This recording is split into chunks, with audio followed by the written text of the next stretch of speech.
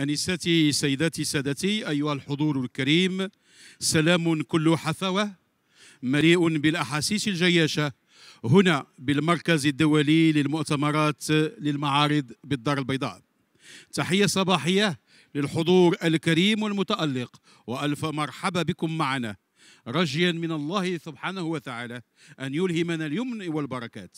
Mesdames, Mesdemoiselles et Messieurs, ladies and gentlemen, bienvenue au rendez-vous international des acteurs de la chimie et de la parachimie, événement organisé par la Chambre française de commerce et d'industrie du Maroc en partenariat avec la Fédération de la chimie et de la parachimie sous l'égide du ministère de l'Industrie, du Commerce, de l'Investissement et de l'Économie numérique.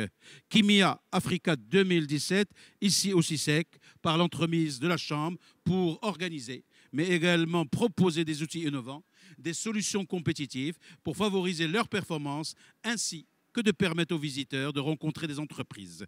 Mesdames, Mesdemoiselles et Messieurs, nous avons le plaisir d'accueillir avec nous un certain nombre d'invités, d'experts et panels. Nous avons avec nous Madame Neza Hafid de Le Sieur, Monsieur Mounir Zreidi de Maroc PME, Monsieur Abdelghani Mqdad de Veolia. Merci à l'audience d'être aussi nombreuse. La thématique site industriel, nouvelles technologies et procédés, comment transformer vos usines. Le contexte, bien sûr, mesdames, mesdemoiselles et messieurs, aujourd'hui, panélistes de cette intervention de l'émission du jeudi 28, c'est s'informer sur les usines, en des usines plus efficientes, plus écologiques, bien sûr, en utilisant des procédés. On pourra appeler ça site industriel grâce aux nouvelles technologies ou ce qu'on appelle l'usine du futur. Monsieur Valentin, vous êtes directeur de la société technique de l'ingénieur. Merci d'être avec nous sur le plateau Kimia. Merci. Quel est le process pour devenir une usine du futur? Alors, avant de répondre peut-être à la question, je vais recontextualiser qu'est-ce que l'usine du futur. L'usine du futur, c'est une évolution qui a commencé de nombreuses années. On l'appelle usine du futur, usine 4.0, parce qu'on considère que c'est la 4e révolution industrielle. En fait, elle n'est pas une révolution comme a pu l'être la révolution industrielle de la mécanisation, de la production au 19e siècle. Aujourd'hui, on est dans une évolution de la société qui a commencé il y a assez longtemps, mais avec des moyens qui grandissent et qui va permettre de rendre nos rêves possibles. C'est une entreprise qui va être plus efficiente, comme on l'a dit, plus connectée, plus respectueuse de l'environnement et surtout qui va remettre l'homme au sein de l'entreprise. C'est-à-dire que vous avez tous en souvenir Charlie Chaplin dans les temps modernes avec l'ouvrier qui est esclave de sa machine. Aujourd'hui, on inverse le rôle et la machine est là pour aider l'homme dans sa tâche, pour accomplir une tâche plus flexible, plus connectée et plus respectueuse de la sécurité et de l'environnement. On est dans un monde qui bouge, qui demande beaucoup plus de flexibilité. On ne peut plus se contenter, si je reprends l'exemple des temps modernes, de produire des voitures à l'identique, des Ford T, toutes identiques, toutes noires. Maintenant, chacun veut son produit, sa voiture, flexible. On ne veut plus de stock, parce que le stock, ça coûte très cher. Et en plus, la technologie évolue, donc un stock devient dépassé. Et on veut une entreprise qui est capable de s'adapter au monde actuel sur un marché international et adapté à tous les marchés. Et pouvoir répondre en temps réel. Merci, Monsieur Valentin. Donc, si je fais une synthèse, une révolution industrielle, une mutation sans rupture, avoir les moyens de nos rêves et, en fin de compte, une usine connectée. Cette usine connectée aura comme particularité d'aller plus vite, plus de sécurité, moins polluante, donc plus propre, s'inscrivant dans un processus de modernisation. C'est l'usine du futur 4.0, c'est la machine au service de l'homme. Monsieur Valentin, est-ce qu'il y a un préalable nécessaire, indispensable, obligatoire pour aller vers l'usine 4.0? Alors, le préalable nécessaire, effectivement, est très important. C'est-à-dire qu'on ne peut pas se contenter de dire qu'on va implanter des machines, des robots, etc., et que ça va être magique, qu'on va faire quelque chose qui fonctionne. Il va falloir avant tout qu'il y ait une organisation qui soit gérée, qui soit fiable, sur lequel beaucoup de modèles existent. On peut citer le Lean Manufacturing, mais bon, il y a plein de modèles d'organisation qui viennent se connecter et qui permettent à l'entreprise d'avoir déjà une organisation fiable, et de pouvoir ensuite y intégrer des humains, des machines. Donc il y a tout un travail de réflexion en amont qui est à faire, qui est très important sur ce on veut faire, quel niveau de qualité, dans quel délai et dans quel contexte on se place avec des réglementations, on parle de la chimie ici, avec des contraintes comme REACH, qui doivent être transformées en avantages en fait et permettre d'optimiser l'entreprise et qu'elle puisse être efficace. Merci pour ces informations et tous ces enseignements qui nous ont permis de cadrer véritablement le process même et la genèse de cette thématique. Après avoir compris, mesdames, mesdemoiselles et messieurs, la genèse de ce process usine 4.0, nous allons comprendre quels sont les éléments, quelles sont les mesures d'accompagnement que propose Maroc TPE, représenté aujourd'hui par son directeur développement, M. Zreidi. Bienvenue, M. Zreidi.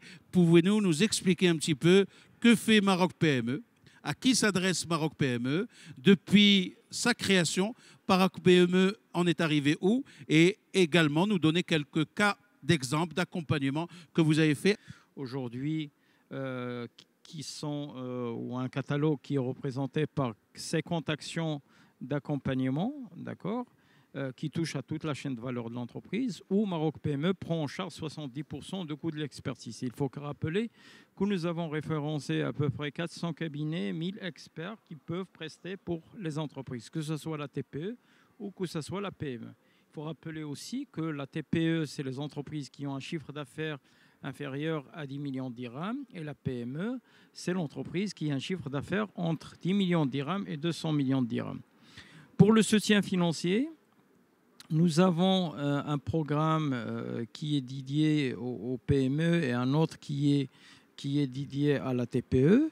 Et pour la PME, les entreprises qui ont un projet de développement, donc nous pouvons les accompagner ou nous pouvons les aider à une contribution qui représente 20% de programme d'investissement plafonné à 10 millions de dirhams sous forme d'une subvention. Pour les TPE, on les aide à 30%, à hauteur de 30%, plafonné à 2 millions de dirhams.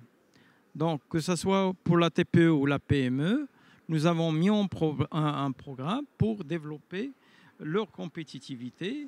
Et comme j'ai dit, ça dépend aussi des dirigeants. D'accord ? Il y a des dirigeants qui sont connectés, donc ils sont des businessmen avertis, qui suivent l'évolution, surtout lorsqu'il est en contact avec le marché extérieur. Donc il doit être au même niveau que les entreprises européennes ou américaines pour gagner sa part du marché international. Donc, je cite des exemples. Donc, il y a des exemples des entreprises qui ont mis en place un système d'information. Il y a d'autres qui ont mis un système d'information qui est relatif à la consommation énergétique. Ça s'appelle le système SCADA, où on met en place des récepteurs dans des points névralgiques et qui peuvent, en cas d'abusion, de consommation abusive d'énergie, ils peuvent envoyer un SMS au chef d'entreprise ou déclencher un système d'alarme. D'accord ? Les sources de financement proviennent d'où, ces aides ? Les sources de financement, c'est les financements de l'État. Nous avons 750 millions de dirhams par an. 750 millions de dirhams par an. D'accord. Ouais. Et ce process, comment s'inscrit aujourd'hui Maroc PME après 15 années d'existence, à court et moyen et long terme? Comment se présente un petit peu véritablement la dynamique positive qui est inscrite aujourd'hui vers les 3 ou 4 années à venir? Bon, il faut que je rappelle aujourd'hui que nous sommes, en termes de budget, nous sommes en augmentation permanente puisque les demandes commencent. Il faut rappeler un petit peu le bilan de Maroc PME durant les 15 années d'existence. Nous avons accompagné plus que 35 000 en TPME. Lorsque je parle de TPME, c'est la TPE et la PME. Et nous avons commencé avec des programmes de l'Union européenne, donc notamment le programme Euromag Entreprises, le programme d'appui aux entreprises. L'État, par la suite, a mis en place un fonds qui s'appelle le Fonds national de mise à niveau. Et les demandes commencent à atterrir et on a une demande qui est forte. Donc l'État aujourd'hui, il est passé à 750 millions de dirhams pour aider les entreprises parce qu'il y a une demande, il y a les entreprises, comme j'ai dit, qui commencent à s'inscrire dans les programmes de Maroc PME. Merci beaucoup, M. Zraidi. Mesdames, Mesdemoiselles et Messieurs, après que M. Valentin ait explicité le rôle et le process d'une usine 4.0, M. Zraidi nous a donné des éléments de réponse concernant les mesures d'accompagnement pour les TPME pour avancer dans une dynamique positive. Après ces cas de process, nous allons nous tourner vers Mme Nzha Hafid, qui est directrice adjointe QSE chez Le Sieur, pour nous donner un cas d'exemple par rapport à son site industriel. Que ce soit nos consommateurs marocains ou nos clients à l'international, ben nous sommes dans un contexte qui évolue de manière très très rapide. Des fois même les entreprises sont très surprises de voir comment les clients et les consommateurs évoluent de manière tellement rapide qu'ils les questionnent sur leur capacité à pouvoir dire sommes-nous en mesure de satisfaire cette évolution ou pas. Leader par de marché, juste pour curiosité intellectuelle. Si 60%, donc on nourrit 6 consommateurs marocains sur 10 par rapport à la partie huile. Sur la gamme savon, nous sommes à 80% de part de marché. Donc c'est un très bon rebondissement par rapport à notre thématique parce que je suis revenue sur quelque chose qui est très basique, la vocation d'une entreprise, la vocation de Le Sieur. Bien évidemment, j'ai parlé du client, du consommateur. Par ailleurs, une entreprise, elle a un environnement dans lequel elle réagit avec plein de parties prenantes. Les parties prenantes, on a les actionnaires, nous avons les collaborateurs, très important, j'y reviendrai parce que nous sommes 1000 collaborateurs qui travaillent directement pour Le Sieur Cristal, mais nous faisons travailler plein de parties prenantes, nos sous-traitants qui interviennent dans nos usines. Nous avons presque un flux de 1500 personnes chez nous au quotidien. Nous avons les fournisseurs qui doivent nous accompagner dans cette mutation et donc toutes les autres parties prenantes. Bien. Ceci étant dit, nous avons une stratégie qui est basée sur 3 axes qui sont très cohérents avec notre capacité à évoluer, à se moderniser de manière très rapide. Nos axes stratégiques ils sont très simples. Et quand vous rentrez chez Le Sieur, vous dites quels sont les axes stratégiques, tout le monde va vous dire 3.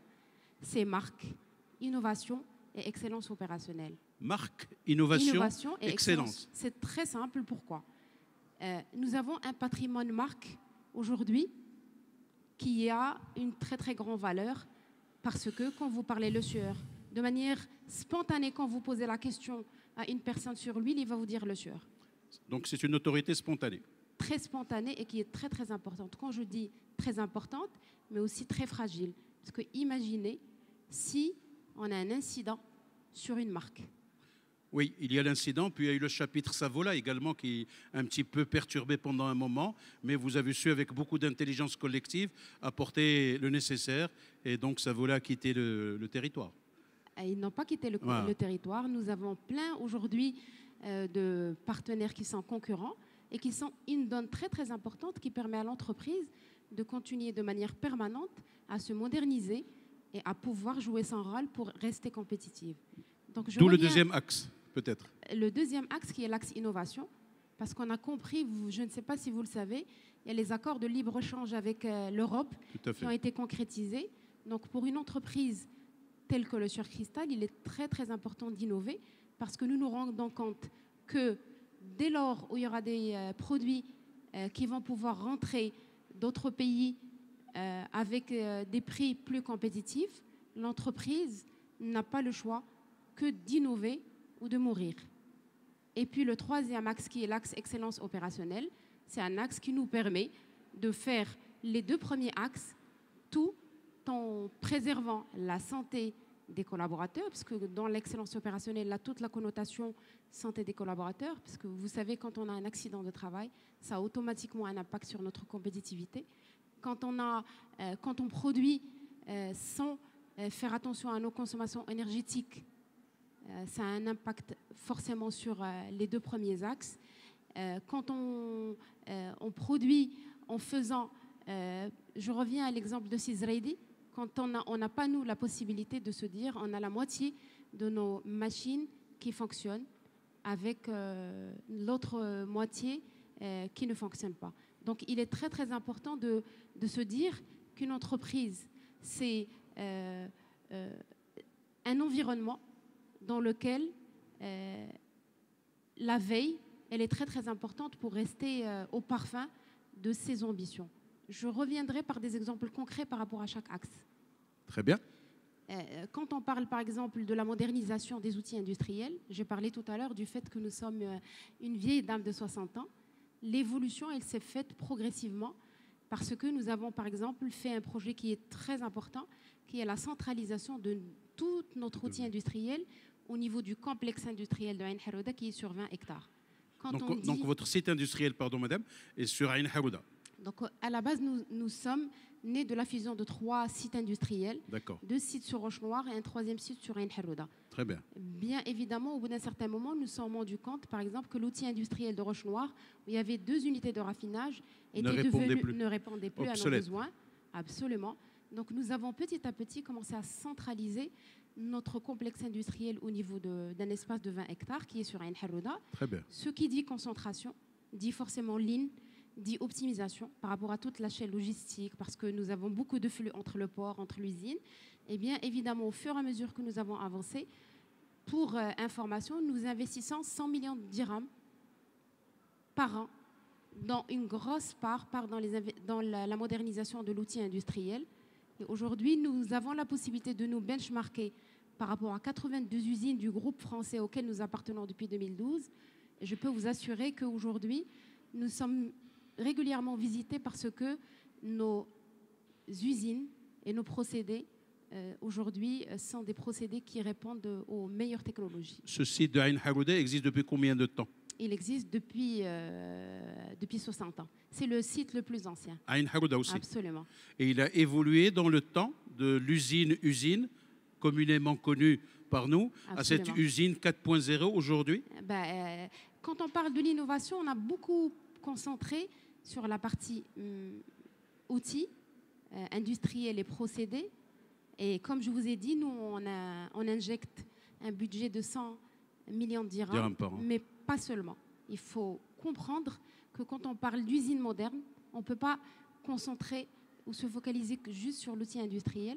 Il faut se focaliser aussi sur l'environnement de l'outil industriel. Comment est-ce qu'on peut offrir aux salariés des outils et des machines industrielles qui peuvent leur permettre de travailler de manière plus sécurisée? Comment nous pouvons acheter des outils qui peuvent nous permettre de réduire notre consommation énergétique? Par exemple, un exemple très concret, on a investi en 2009 et en 2014 dans 2 chaudières de Grignan qui nous ont permis de substituer la consommation de fioul avec une énergie renouvelable qui est le Grignan, qui est dans un projet plus global d'intégration, puisque comme nous sommes aussi connus pour nos marques d'huile d'olive, donc nous avons investi dans des fermes. Aujourd'hui, nous avons 1500 hectares de fermes d'oliveraies qui nous permettent d'abord de pouvoir répondre parce que nous avions dans le passé énormément de difficultés avec nos fournisseurs pour avoir une qualité d'huile d'olive qui réponde aux besoins de nos clients. Elle nous permet de sortir avec un sous-produit qui s'appelle le Grignan, qui est issu de la trituration d'olive, qui est naturellement intégré dans nos chaudières et qui permet de substituer le fioul. Et ça, c'est une innovation technologique qui est... Combien de personnes travaillent sur le site d'Ain Harouda? Presque 500 personnes. Parmi les 1000 ou hors 1000 parmi les 1000. Parmi les 1000. Nous avons des personnes qui travaillent au niveau des usines de Roche-Noire 1 et Roche-Noire 2, beaucoup de bâtiments administratifs, mais nous avons 14 agences commerciales qui rentrent dans les 3 axes, bien évidemment. Le site industriel, Madame Hafed, est un site exemplaire par rapport à ce que nous vivons comme site industriel de nouvelle version ou usine du futur. Il répond à toutes les normes, les certifications. Bien évidemment, nous avons beaucoup de certifications. Je ne voulais pas focaliser la discussion sur ça. Oui. Ça, c'est mon sujet de travail quotidien. Tout à fait. Donc, nous sommes certifiés ISO 9001. Ça, c'est la base, comme il a dit tout à l'heure, M. Zeredi. Nous sommes certifiés ISO 22000. Nous sommes certifiés ISO 14001 par rapport à toute la partie management environnemental. Et en parallèle, nous avons plein de certifications. Par exemple, on a un label halal parce que nous avons des clients qui veulent... Les huiles. des huiles. Nous avons des certifications très pointues par rapport à la partie alimentaire, par exemple l'IFS, c'est-à-dire, ça c'est les systèmes de management classiques, mais nous, pour répondre à des besoins de clients, et d'ailleurs, c'est en plein lien avec notre sujet, puisque beaucoup de fois, ces certifications ou ces nouvelles exigences clients nous interpellent pour pouvoir moderniser l'outil, adapter, apporter de nouveaux procédés pour répondre et à nos axes stratégiques et aux besoins de nos clients. Merci.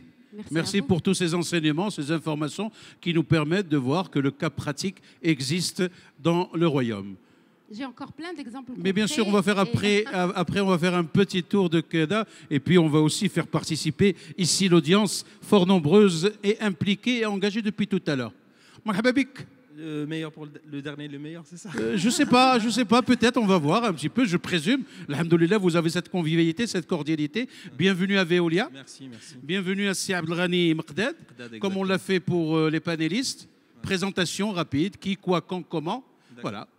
Donc, et si vous êtes marié, si vous avez des enfants? Non, pas encore. Voilà, et ben voilà, l'appel est donné, donc on l'applaudit. Voilà, il n'y a que des hommes, c'est raté pour vous, hein, presque. C'est raté pour D'accord, on va voir ça la prochaine fois. Okay. Allez-y, c'est Mqdad, plaisir de vous accueillir ici. Merci, merci. Donc, Abdelghani Mqdad, je suis le directeur commercial de Veolia Water Technology pour l'Afrique et Moyen-Orient. Veolia, le groupe Veolia, c'est un grand groupe multinational, mais à la base français.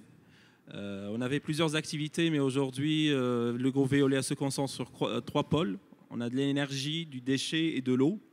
Et dans l'eau, on a 2 activités majeures. Celle de l'eau collectivité. Vous connaissez certaines qui sont existantes au Maroc, Raidal, Amandis ou d'autres. Enfin, il n'y en a que 2, mais à l'échelle internationale, on en a plusieurs quand même. Et on a le pôle Veolia Water Technology que je représente aujourd'hui, et c'est le pôle qui s'occupe des projets industriels de traitement d'eau. Enfin, nos interlocuteurs essentiellement industriels. Dans le Water Technology, on a plusieurs pôles aussi, et on traite l'eau en amont et en aval, le in et le out dans l'usine. Donc le in, on a besoin de l'eau d'utilité, on a besoin aussi de l'eau process. Ce que je fais majoritairement, ce sera de l'eau process, de l'eau de minéralisée, de l'eau osmosée, de l'eau purifiée, de l'eau pour préparation injectable. Donc quand on parle eau purifiée, eau pour préparation injectable, on parle de l'industrie pharmaceutique essentiellement. Mais sinon, il y a aussi de l'industrie cosmétique, l'industrie agroalimentaire où il a besoin de l'eau osmosée ou de l'eau mitigée que vous utilisez dans vos process. Donc l'eau, elle peut être utilisée dans le process lui-même, c'est-à-dire dans la fabrication. Elle peut être utilisée aussi dans le nettoyage.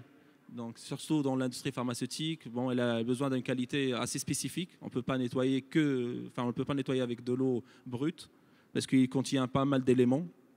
Enfin, de l'eau comme celui-là, on voit, il est très clair, mais il a plein d'ions à l'intérieur, des matières en suspension. Notre rôle, c'est de prendre de l'eau comme celui-là et de le traiter. Qui est traité, purifié et mis, comment ça se passe? Exactement. C'est un site industriel qui prépare tout ça? En fait, les industriels, ils s'équipent d'une filière d'eau, oui, pour traiter leur eau. Eux, ils ont une eau disponible eau brute, qu'il soit eau de puits ou eau potable. Ben, normalement, on préconise quand même qu'ils aient des amenés d'eau potable. Ben, des fois, ils n'ont pas. Donc, on peut traiter pour eux pour potabiliser l'eau. Donc, ça, c'est le point d'entrée. Enfin, l'eau potable OMS, c'est pour nous un point d'entrée. D'accord. Et l'industriel, selon sa charte qualité et process, il a besoin d'une eau avec une qualité ionique, physico-chimique en fait. Et nous, notre rôle, c'est de concevoir une solution pour lui qui va mettre dans son usine une solution, une filière d'eau en fait, de A à Z, de point d'entrée de brut jusqu'au point de puisage où il en a besoin, soit dans son process, au nettoyage, etc. Donc on conçoit tout un projet dans son local technique et on distribue et on qualifie l'installation. Veolia a un site industriel dédié à ce genre de process? En fait, des solutions technologiques, on a des produits qui sont fabriqués pas ici au Maroc mais en Europe pour le marché africain et Moyen-Orient. On a des solutions qui sont, que j'expose sur notre stand. C'est des solutions sur des usines en Angleterre, en Allemagne, en Italie, en Espagne, en France. Et grâce à ces solutions-là, on sait monter toute une solution, mais il y a quand même une conception, une étude qui doit être faite pour pouvoir adapter la solution et trouver le bon process qui pourrait faire atteindre aux industriels la qualité d'eau voulue et qui doit être conforme, si on parle dans une industrie pharmaceutique, elle doit être conforme à de la réglementation internationale. On parle des pharmacopées, pharmacopée européenne, pharmacopée américaine, pharmacopée japonaise. Donc ces industriels veulent se conformer à ces pharmacopées. Ils sont en quelque sorte, ils sont obligés de le faire parce que des fois c'est des façonniers pour d'autres industriels multinationales. Et du coup, pour pouvoir vendre à l'international, mais même ici au Maroc, il faut respecter les réglementations. Vos principaux clients aujourd'hui, à valeur d'aujourd'hui? Aujourd'hui, on a beaucoup de clients en agroalimentaire et en pharmaceutique, en cosmétique. En fait, la filière que je représente. Donc, on travaille beaucoup avec l'industrie pharmaceutique parce que la qualité d'eau voulue, c'est une qualité qui demande beaucoup de travail, d'études, un process bien défini. Il y a le microélectronique aussi. On travaille avec les industriels en microélectronique parce que aussi pareil, ils ont besoin d'une eau qu'on appelle ultra pure, avec une certaine résistivité en sortie, qui est pour atteindre cette qualité d'eau, ça demande vraiment une entreprise ou un groupe qui a fait ses preuves et qui a une technologie pour pouvoir atteindre ces résultats. Merci. Juste parce que vous parlez... Non, allez-y. Oui, vous parlez en fait de Industrie 4.0. Oui. En fait. Et c'est intéressant parce que moi je suis membre de l'ISPE, vous connaissez. Et du coup, aujourd'hui, on veut peut-être être présent aussi un peu en Afrique et au Moyen-Orient. Et c'est intéressant parce qu'on vient d'en parler. Moi, j'étais dans le congrès à Barcelone. On parlait de Pharma 4.0 et on s'inspire de l'industrie 4.0 parce que le secteur pharmaceutique pense qu'il est un peu en retard par rapport à cette évolution. On parlait plus de Pharma 2.0, bon, 3.0, je pense qu'on ne va pas trop s'attarder. Et aujourd'hui, on parle de 4.0. Et c'est intéressant, en fait, toute la discussion qu'on peut avoir. Et j'aimerais bien partager avec les autres participants parce qu'on vient tous des environnements et de planètes différentes. Donc oui, aujourd'hui, même en industrie pharmaceutique, on parle de 4.0. De cette évolution qui est axée sur des nouvelles usines intelligentes et qui va réduire le flux même en interne de l'usine et qui sera axée sur des technologies IT de plus en plus travaillées et pour donner un nouveau schéma à l'industrie de futur. Ça veut dire qu'il y aura des métiers plus pointus actuellement? Certainement, dans la discussion qu'on a eue dans le dernier congrès, on aura un nouveau congrès en Italie. Il y a des nouveaux métiers, on voit apparaître des nouveaux métiers qui vont faciliter cette implantation de concept 4.0. Certainement, ça peut être aussi des nouveaux métiers qui vont se baser sur des métiers existants, mais qui vont faire un peu le mariage entre l'électronique, l'informatique, entre le savoir-faire pharmaceutique pour pouvoir faire un chaînage et un process qui sera capable de répondre à cette volonté et à cette ambition futuriste. Merci beaucoup. Monsieur Valentin, vous avez écouté, vous avez observé. Je voudrais très rapidement, avant de donner la parole à l'audience, votre avis sur ces cas que vous avez entendus pour le moment. Tous ces cas s'inscrivent effectivement dans ce que j'ai dit. Le Sieur a un très bon exemple, puisque forcément l'hygiène de l'agroalimentaire, c'est juste primordial, essentiel et c'est indispensable. Et donc, malgré tout, ces entreprises doivent rester compétitives, c'est-à-dire continuer de gagner de l'argent pour pouvoir continuer d'investir et continuer de progresser, gagner de nouveaux marchés. Donc, c'est là qu'on s'inscrit dans cette usine. Après, on peut l'appeler comme on veut, hein, 4.0, effectivement, c'est toujours contestable. Enfin, le 4.0 vient de la 4e révolution industrielle qui est celle de la communication. Et on voit que partout, il y a des projets. On en a parlé ici. Donc, chaque entreprise doit s'adapter. Veolia, bien sûr, on a un acteur international sur le domaine. Nous, on le voit en fait à travers notre métier, c'est de faire de la base documentaire scientifique et technique pour les ingénieurs. C'est-à-dire que ce sont une collection de 10 000 traités scientifiques et techniques qui adressent les différentes thématiques du métier de l'ingénieur au quotidien. Et donc, chez nous, la base est accessible en ligne via un site internet, etc. Et donc, on répertorie quelque part toutes les recherches qui sont faites sur notre site. C'est-à-dire qu'on voit très bien quelles sont les tendances. En fait, nous, on a des fondamentaux qui vont être tout ce qui est constante chimique, matériaux, etc., où des gens vont venir chercher cette information de manière récurrente. Et on voit que les nouvelles questions qui sont adressées, c'est justement la robotique, la communication, l'organisation. On en a parlé tout à l'heure, effectivement, le TRS, c'est un point important dans une entreprise de production. Et toutes ces questions-là sont des choses qui reviennent dans notre moteur de recherche de plus en plus. Donc, on voit qu'il y a une tendance là-dessus. Il y a des investissements, il y a des projets, c'est parti un peu dans tous les sens à un moment. Et maintenant, il y a des gens qui savent comment faire. Il y a des experts qui sont... Donc, on est dans une dynamique positive pour le prochain avenir. Oui, tout à fait, ouais, je pense. Merci, madame, messieurs, de vos interventions. Après l'audience, nous reviendrons vers vous, bien sûr, parce qu'il y a une conférence qui se profile.